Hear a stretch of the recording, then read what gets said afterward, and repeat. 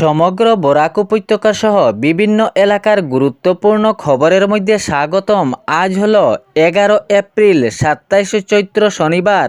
আজকের প্রথম খবরটি হলো এক টানে রান্না গ্যাসের দাম 317 টাকা কমতে চলেছে। গত মার্চ মাস থেকে দাম ধাক্কায় ধাক্কায় বাড়তে থাকে গ্যাস সিলিন্ডারের। হয়তো এক টানে 317 টাকা কমার সম্ভাবনা রয়েছে। চেম্বার অফ ট্রেড অ্যান্ড ইন্ডাস্ট্রির পক্ষ থেকে ভারতের প্রধানমন্ত্রী নরেন্দ্র মোদীর কাছে একটি লিখিত পত্র প্রেরণ করা হয়েছে রান্না গ্যাসের দাম কমানোর জন্য। গত মার্চ মাস থেকে রান্না গ্যাসের দাম ধাক্কায় ধাক্কায় বাড়তে থাকে। এক টানে হয়তো 317 টাকা কমার সম্ভাবনা রয়েছে। ইসরায়েল, আমেরিকা ও ইরানের যুদ্ধের জেরে রান্নার গ্যাসের দাম একটানে অনেকটা বেড়েছিল এবং অনেক সংকট দেখা দিয়েছিল। মধ্যপ্রাচ্য এ যুদ্ধের জেরে হরমুজ প্রণালীতে বিভিন্ন বাধা এবং সংকট আসায় ট্রাঙ্কগুলো বিভিন্ন এলাকায় রীতিমতো না পৌঁছার কারণে গ্যাস সিলিন্ডারের দাম অনেকটাই সংকট দেখা দিয়েছিল। গ্যাস বুকিং সহ দামের দিক দিয়ে মধ্যবিত্ত সহ সব জনেই অনেক ভোগান্তরিতের মধ্যে পড়েছিলেন গ্যাস সিলিন্ডার নিয়ে। আমেরিকা, ইসরায়েল এবং ইরানের যুদ্ধের ক্ষেত্রে হরমুজ প্রণালীতে বিভিন্ন বাধা আসতে থাকে এবং গ্যাস সিলিন্ডারের দাম অনেকটাই সংকটের মধ্যে পড়েছিল।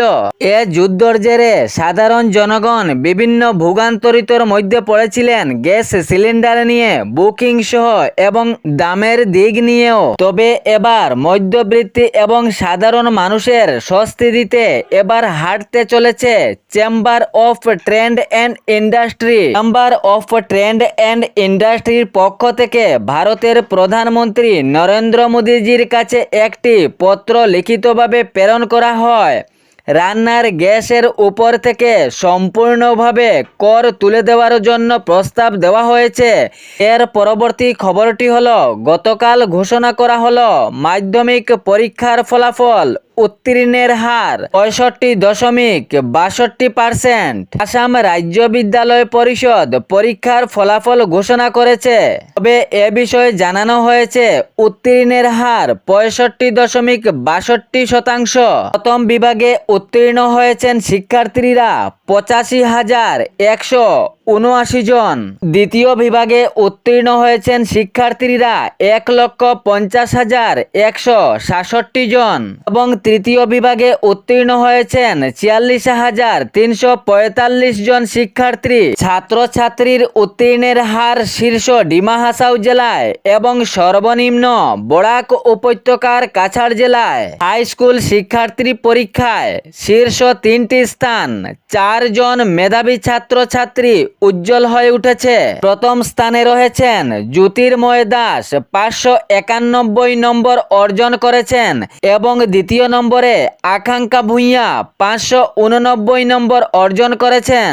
তৃতীয় নম্বরে রয়েছেন 2 জন মেধাবী, জিয়া ফারহা ইসলাম 588 নম্বর পেয়েছেন এবং এরই সাথে সুরজিৎ আক্তার 588 নম্বর পেয়েছেন। হাই স্কুল শিক্ষার্থী পরীক্ষায় শীর্ষ 3টি স্থান 4 জন মেধাবী ছাত্রছাত্রী উজ্জ্বল হয়ে উঠেছে। চতুর্দিকে নাম ছড়িয়ে পড়েছে উনাদের। এর পরবর্তী খবরটি হলো ভোট গণনার পূর্বেই অসমের মুখ্যমন্ত্রী ডক্টর হিমন্ত বিশ্ব শর্মা দিয়েছেন সমীক্ষা। তিনি এআইইউডিএফ দলের সমীক্ষা নিয়ে কিছু মন্তব্য করেন। তিনি জানিয়েছেন, প্রথমে আমি মনে করেছিলাম এআইইউডিএফ আসন প্রায় পাবেই না, তবে ভোট গ্রহণের প্রক্রিয়ার পরে বুঝতে পেরেছি এআইইউডিএফ 4 থেকে 5টি আসন পেতে পারে। সাংবাদিকদের প্রশ্নের জবাবে অসমের মুখ্যমন্ত্রী ডক্টর হিমন্ত বিশ্ব শর্মা জানিয়েছেন, বিজেপি আবার রাজ্যে সরকার করবে। পুরো রাজ্যে বিজেপি 90 থেকে ঊর্ধ্বে আসন পেয়ে যাবে। এর থেকে নিচে আসার কোনো প্রশ্নই আসে না বলে মুখ্যমন্ত্রী জানিয়েছেন। কংগ্রেস দল সম্বন্ধে আসন নিয়ে জিজ্ঞাসা করলে তিনি জানিয়েছেন, কংগ্রেস দলে হয়তো 20-এর উপরে পাবে না কোনো আসন রাজ্যে। এরই পাশাপাশি মুখ্যমন্ত্রী আরও জানিয়েছেন, বিনম্রভাবে আমরা সেই দিন অপেক্ষা করি ভোট গণনা পর্যন্ত। এর পূর্বে অযথা আলোচনা সমালোচনা করা ঠিক নয়, কিন্তু এর মধ্যেই তিনি জানিয়েছেন কংগ্রেস দল 20-এর উপরে আসন পাবে না এবং এআইইউডিএফ 4 থেকে 5 আসন পাবে। এরই পাশাপাশি তিনি জানিয়েছেন বিজেপি আবার রাজ্যে সরকার করবে, 90-এর অধিক আসন পাবে। এর পরবর্তী খবরটি হলো ভোট বাতিল। উত্তর করিমগঞ্জের এক ভোট কেন্দ্রে পুনঃ ভোটের নির্দেশ কমিশনের। উত্তর করিমগঞ্জের এক ভোট কেন্দ্রে ভোট বাতিল হয়েছিল, পুনরায় ভোটদানের নির্দেশ দিয়েছে কমিশন। অসম বিধানসভা নির্বাচনে করিমগঞ্জ উত্তর বিধানসভা কেন্দ্রের একটি ভোট কেন্দ্রে অনুষ্ঠিত ভোট গ্রহণ বাতিল করেছিল নির্বাচন কমিশন। কমিশনের পক্ষ থেকে জানানো হয়েছিল 9 এপ্রিল ওই কেন্দ্রে অনুষ্ঠিত ভোট গ্রহণের সময় বিভিন্ন অনিয়মের অভিযোগ উঠেছিল। বিভিন্ন সমস্যা ভোট গ্রহণের সময় ওই কেন্দ্রে দেখা দিয়েছিল। তারপরে নির্বাচন কমিশন এই সিদ্ধান্ত নেয়। অনিয়মের অভিযোগের ডেরে এই সিদ্ধান্ত নিয়েছে নির্বাচন কমিশন, কিন্তু আবার পুনঃ ভোট গ্রহণের নির্দেশ দিয়েছে কমিশন। করিমগঞ্জ উত্তর কেন্দ্রের 239 নম্বর বেবিল্যান্ড হাই ইংলিশ স্কুল ভোট কেন্দ্রে পুনরায় ভোট গ্রহণ হবে 11 এপ্রিল, অর্থাৎ আজ সকাল 7টা থেকে বিকেল 5টা পর্যন্ত। এর পরবর্তী খবরটি হলো রাজ্যের বিভিন্ন সমষ্টিতে নতুন অরুণোদয়। রাজ্যের বিভিন্ন সমষ্টিতে প্রায় 10,000 করে নতুন অরুণোদয়ের ঘোষণা ডক্টর হিমন্ত বিশ্ব শর্মার। মুখ্যমন্ত্রী ভোট প্রচারের সময় এ ঘোষণা করেছিলেন সমষ্টিগুলোতে নতুন করে 10,000 অরুণোদয় দেওয়া হবে। যাহারা যোগ্য হিতাধিকারী রয়েছেন তাহাদেরকে এই আওতায় আনা হবে। যাহারা বঞ্চিত রয়েছেন অরুণোদয় থেকে তাহাদেরকে নতুন অরুণোদয়ের আওতায় আনা হবে। রাজ্যের বিভিন্ন এলাকায় যোগ্য হিতাধিকারী দেখে দেখে এবং তাহাদের নথিপত্র নিয়ে নতুন অরুণোদয় অন্তর্ভুক্ত করা হবে বলে তিনি ভোট প্রচারের সময় এ ঘোষণা করেছিলেন। সঙ্গে তিনি জানিয়েছেন রাজ্যে যদি বিজেপি সরকার আসে তাহলে এই প্রতিশ্রুতিগুলি পূরণ করবেন বলে মুখ্যমন্ত্রী ঘোষণা করেন।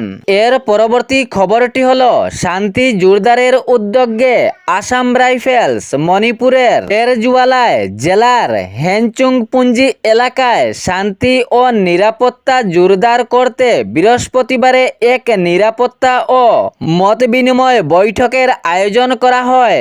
এই সভা বৈঠকের আয়োজন করেন আসাম রাইফেলস। এই বৈঠকে কোম্পানি কমান্ডারের পাশাপাশি বিভিন্ন সিভিল সোসাইটি অর্গানাইজেশন এর প্রতিনিধির ও গ্রাম প্রধান ও পার্শ্ব গ্রামের সম্প্রদায়ের নেতৃবৃন্দ উপস্থিত ছিলেন। এই বৈঠকে দীর্ঘ সময় আলোচনা হয় এবং শান্তিপূর্ণ ও সুষ্ঠুভাবে সমাজ বসবাস করারও পদক্ষেপ নেওয়া হয়। কোনো নেতার উস্কানিমূলক মন্তব্যতে গুজবেতে কান না দেওয়ারও পরামর্শ দেওয়া হয়। শান্তিপূর্ণ বজায় রাখতে মদ্যপান থেকে দূরে সরতে হবে। অশান্তিকে প্রশ্রয় না দিয়ে শান্তির দিকে হাত বাড়িয়ে দিতে হবে বলে বৈঠকে অনেক সময় আলোচনা করা হয়। মাদকসহ অবৈধ সামগ্রীর পাচারেরও উপর লক্ষ্য রাখার কথাও বলা হয়। আসাম রাইফেলসের এ শান্তিপূর্ণ বৈঠকে সবাই প্রশংসা করেন। এলাকা শান্তিপূর্ণ রাখার সবাই প্রতিশ্রুতি ও নিরাপত্তার উপর ভরসা করেন। এ শান্তিপূর্ণ বৈঠকের জেরে সবাই আনন্দিত ও খুবই খুশি হন আসাম রাইফেলসের উপর।